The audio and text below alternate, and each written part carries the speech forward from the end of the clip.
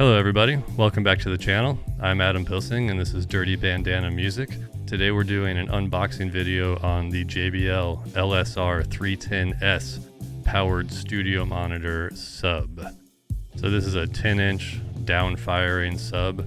I've got it going on my setup in conjunction with a pair of JBL 308P Mark II powered studio monitors. This sub is also powered, so you don't need to worry about any kind of amplification for it. It's bigger than I thought it would be, like a little physically bigger, so make sure you check out the dimensions on this thing before you go buying one for your setup. And it sits on the floor. In my studio the floor is carpeted, and I need to do a little bit of research to see what that does exactly to a monitor like this, because like I said, it's down firing, so it's just shooting the sound right down into the carpet. I suspect that might not be the best, but I've yet to read up on it. What comes in the box is pretty basic. It's got a little quick start guide that I'm cutting off there, a whole bunch of foam corners all around it and everything like that, but it's basically just a box. So we'll see how carefully I try to remove this thing here.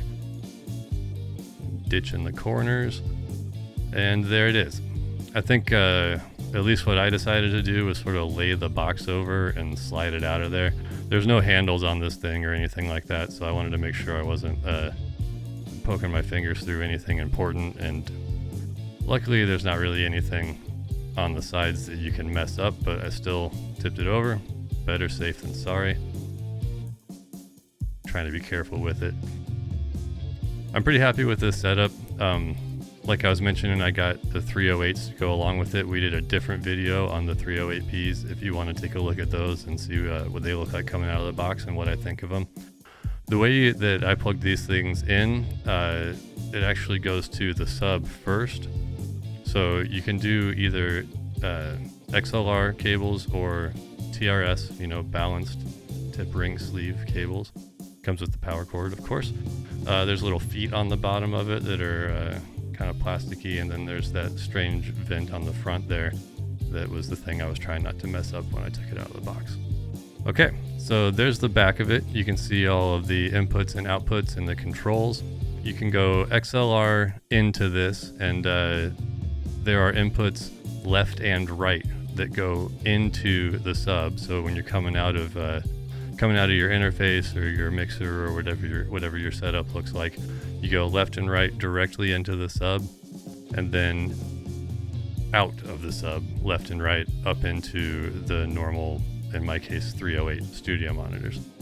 So there's also a couple of options on the back of it. There's an extended low frequency option that you can check out, and there's also a selector for either negative 10 dB or plus 4 dB.